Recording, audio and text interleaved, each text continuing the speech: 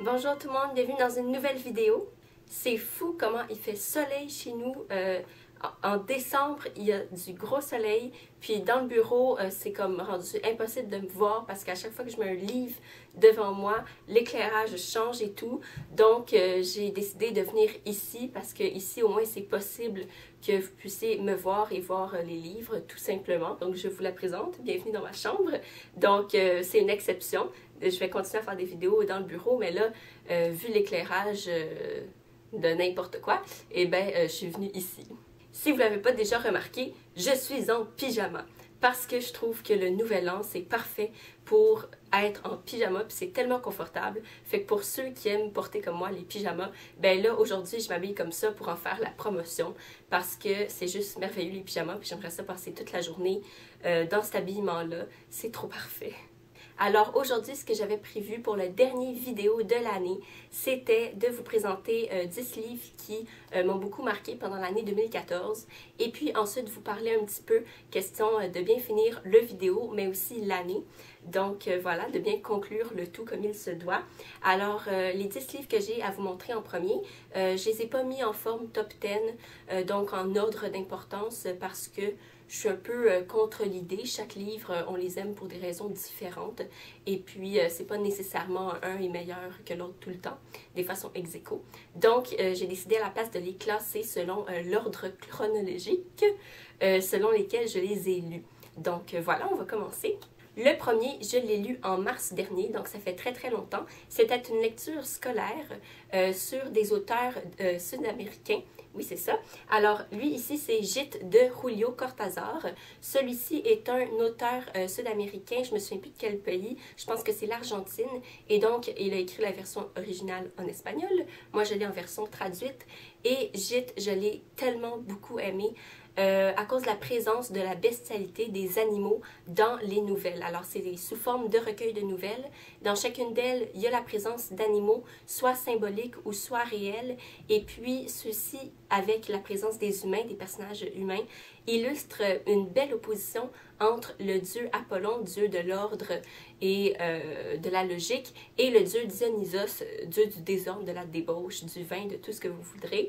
Et puis, j'ai beaucoup aimé ce recueil-là, justement à cause de la présence de l'utilisation du thème animal, puis des dieux, de la mythologie. Tout ça est présent là-dedans, avec des nouvelles mystérieuses, des fois inquiétantes, vraiment étranges des fois, mais qui ont des symboles assez puissants quand on comprend le contexte dans lequel Cortázar a écrit. Donc, c'est vraiment, vraiment un super recueil. Le deuxième, j'en ai parlé beaucoup durant mes vidéos de cet été. C'est une biographie écrite par Elle Aînée. Je pense qu'elle s'appelle Lynn. Et puis, c'est sur Joséphine Baker. Alors, j'ai adoré découvrir la vie de Joséphine Baker, ses contradictions, son aspect aimable de star, de danseuse française, autant que son aspect le plus méprisable de tout ce qu'on peut comprendre par le mot diva. Donc le diva dans tout son sens le plus négatif, prétentieuse, orgueilleuse, tout ça. J'ai beaucoup aimé justement découvrir sa vie et tout. Pour ceux qui ne savent pas c'est qui Joséphine Baker, c'est une danseuse noire des États-Unis qui arrive à Paris et qui devient une star des années folles à Paris. Elle va ensuite dans plusieurs autres pays performer, mais c'est vraiment Paris son coup de cœur. Elle devient d'ailleurs officiellement française après quelques années et elle participe aussi, elle a vraiment plein d'aspects dans sa vie que c'est vraiment fou, puis on dirait vraiment un roman, mais c'est une vie réelle. Donc elle était danseuse et puis elle a aussi participé dans la Deuxième Guerre mondiale, comme je viens tout juste de le dire, en tant qu'espionne et pilote de l'air. Donc, ça sort vraiment de nulle part. Et heureusement ou malheureusement, sa couleur de peau a beaucoup aidé à sa montée, à sa renommée, parce que une danseuse noire qui arrive à Paris, c'est exotique. C'est parfois vulgaire pour certains. Donc, elle arrive avec, mon Dieu, son corps voluptueux, elle a une forte poitrine, une grosse paire de fesses, et puis, comme elle le dit elle-même, les Françaises, elles sont plates comme une planche. Donc, elle éveille beaucoup les passions des jeunes Parisiens, et puis, elle va se servir de ça, elle va s'inspirer de la danse africaine pour vraiment éveiller, mettre de la vie dans les années folles. Donc, un personnage que j'ai beaucoup aimé. Mon coup de cœur de septembre, un roman que j'ai reçu pour ma fête, c'est Le roi disait que j'étais diable de Clara Dupont-Moreau, une journaliste française. J'ai vraiment adoré ce livre-là. Vous savez que j'aime beaucoup les livres historiques et ici on se retrouve dans la France de Louis VII qui se marie avec Aliénor d'Aquitaine, elle-même héritière d'une grande lignée, soit celle de Guillaume IX d'Aquitaine qui est le premier troubadour officiel français de la France du Sud, donc où on parle la langue d'oc.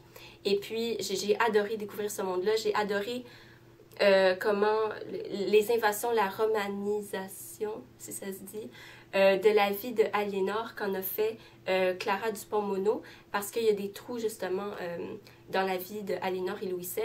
Et justement, le mix de l'imagination mélangé avec un contexte historique réel, j'ai beaucoup aimé. J'ai aussi beaucoup aimé la mise en page, soit les pensées d'Aliénor sur quelques pages, puis ensuite les pensées de Louis VII qui répondent souvent à celles d'Aliénor. Leur histoire d'amour à sens unique, malheureusement, est merveilleuse. C'est juste trop bien.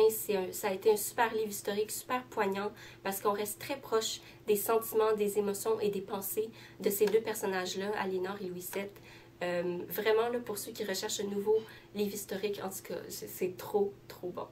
Ensuite, un coup de cœur de littérature, c'est Le Père Goriot de Balzac, que j'avais lu d'abord en bande dessinée et que ensuite en classe, j'ai dû lire pour un cours. J'ai vraiment adoré plonger dans le monde de l'apparence et de la superficialité et de la dureté de Paris au je sais plus combien de siècle. Veuillez pardonner ma complète ignorance, mais je me souviens vraiment plus quand est-ce que ça se passe. Bref, on suit un jeune Rastignac qui justement cherche à percer dans la société parisienne des grandes dames où tout le monde a l'air riche, où tout le monde dépense beaucoup et puis découvrir ce monde-là, sa dureté et puis justement tous les jeux, les manigances, les manipulations d'esprit, le paraître, ça m'a beaucoup fascinée parce que on peut facilement faire rejoindre tous ces éléments-là à la vie d'aujourd'hui, parce qu'aujourd'hui, on est beaucoup aussi dans le paraître, et je trouve que ça fait que ça en fait un roman qui peut rester encore très d'actualité, puis j'ai beaucoup aimé ça à cause, entre autres, de cet élément-là que je viens de dire. Voilà. Ensuite, comment ne pas le nommer, Lancelot du Lac, une lecture du temps médiéval français. Alors, ça inclut oui, Lancelot du Lac, son histoire, mais aussi tous les autres romans médiévaux que je vous ai présentés, soit La chanson de Roland, Le chevalier de la charrette. Tous ces livres-là, je les ai beaucoup aimés. Lui, c'est mon top du top parce que on entre en détail, en grande profondeur dans l'histoire de Lancelot du Lac. C'est réservé que à lui. Et puis, je retrouve les fées, la magie, la chevalerie, l'amour courtois là-dedans. Tous mes rêves de petite fille que je voyais dans Walt Disney, tout ce monde-là, je retrouve le texte, un des textes originaux dans Lancelot du Lac. Je vais à la source de justement ces rêves de petite fille-là, ce monde merveilleux qui me faisait tant rêver. Et puis, ça m'a pas déçue. C'est vraiment une très, très belle lecture que j'ai pas encore fini, mais ça s'en vient. Parce que c'est quand même épais comme ça. Vous pouvez diviser en deux parce que d'un côté, il y a l'ancien français et de l'autre, la traduction en français moderne, mais quand même, ça prend du temps. Ensuite, un roman journalistique que j'ai terminé cet été, je crois. Il s'agit de Le libraire de Kaboul de Anne Sirstad. Dans le fond, c'est une journaliste, je ne sais pas si elle est finlandaise ou suédoise, je ne me souviens plus, mais elle va beaucoup de fois en Afghanistan pour son travail et un jour elle rencontre Sultan qui est un gérant de librairie, dans le fond qui est un libraire et qui a plusieurs succursales, donc qui est assez prospère. Et un jour quand elle revient encore en Afghanistan, après l'avoir rencontré, elle lui demande si elle peut aller vivre chez lui et écrire sur sa famille, sur sa vie, sur ce qu'elle observe. Il accepte et voici le résultat de ses observations. On ne suit pas la vie quotidienne d'une famille typique afghane parce qu'elle est assez prospère justement à cause du succès de Sultan. Sauf que pour moi, les petits problèmes de la vie quotidienne des femmes de la famille, des hommes de la famille aussi, en rapport avec l'éducation, avec la croissance des jeunes filles, avec leurs premiers amours, tout ça, ça reste des éléments qui pour moi font partie de la vie quotidienne puis qui peuvent être pareil pour plusieurs autres familles, riches ou moins riches. Ce livre-là, journalistique, est merveilleux. On a plein d'anecdotes de la famille. Ce que j'ai beaucoup aimé aussi, c'est que certes, on entre dans le sujet de la femme qui n'a pas un mode de vie aussi idéal que les Occidentaux. C'est ce que les Occidentaux pensent, pardon. Mais on entre aussi dans la tête, dans les inquiétudes des jeunes hommes de la famille, parce que eux, leur vie n'est pas toute jolie non plus. Donc, j'ai beaucoup aimé cet ouvrage-là. Ensuite, une lecture que j'ai finie tout récemment et sur laquelle j'ai fait un vidéo coup de cœur, comme Le Roi disait que j'étais diable d'ailleurs aussi. Donc, je vous les mettrai en barre d'infos si ça vous intéresse. C'est L'espèce fabulatrice de Nancy Houston. Pour ceux qui n'ont jamais lu d'essai et qui aimeraient se lancer là-dedans, je vous conseille de commencer par ça. L'espèce fabulatrice, c'est l'explication du lien entre l'homme et l'imaginaire et la fiction et de l'influence que peut avoir la fiction dans la vie de l'homme, dans son histoire avec un grand H. Et puis c'est tellement bien écrit, bien expliqué, les exemples sont plaisants en plus d'être clairs et j'ai adoré la mise en page qui favorise la compréhension du lecteur de l'explication de Nancy Houston parce que c'est divisé en petits paragraphes et c'est écrit très gros.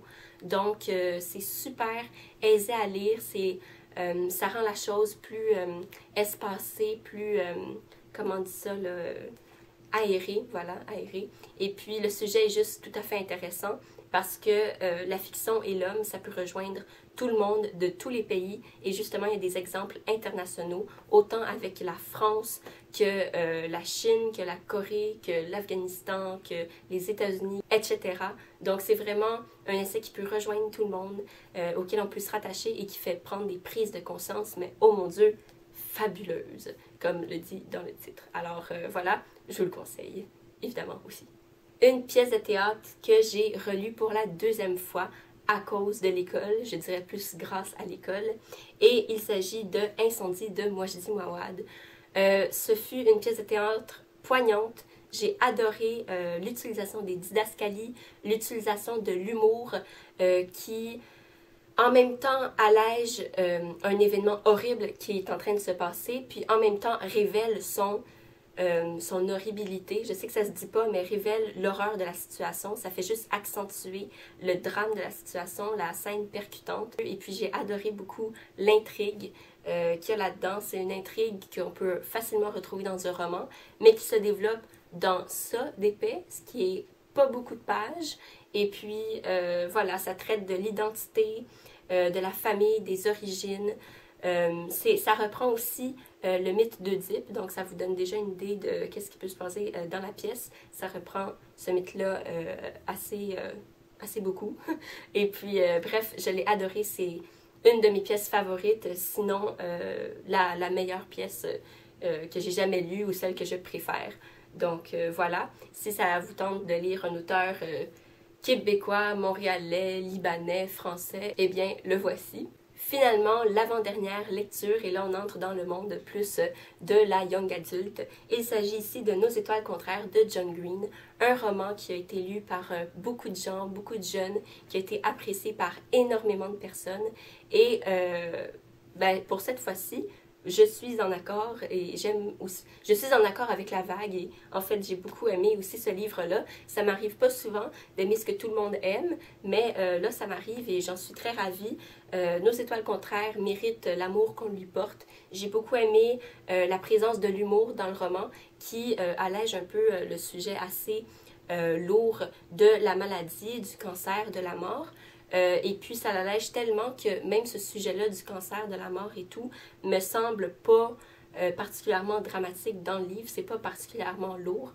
Donc j'ai beaucoup aimé ça, j'ai beaucoup aimé voir le développement de la relation entre le personnage principal ici et le jeune garçon qu'elle va rencontrer dans un cercle de blabla sur la mort. Et puis voilà, c'est l'utilisation de l'humour, du quotidien, de questions simples qui ont l'air bête, mais qui, moi, j'ai trouvé super intéressante. Tout ça fait que le livre a été, mon Dieu, autant léger que assez profond, que ça l'a provoqué plein d'émotions. J'ai pas encore vu le film, mais je pense qu'en 2015, je vais me faire un petit devoir d'aller le louer au Vidéotron.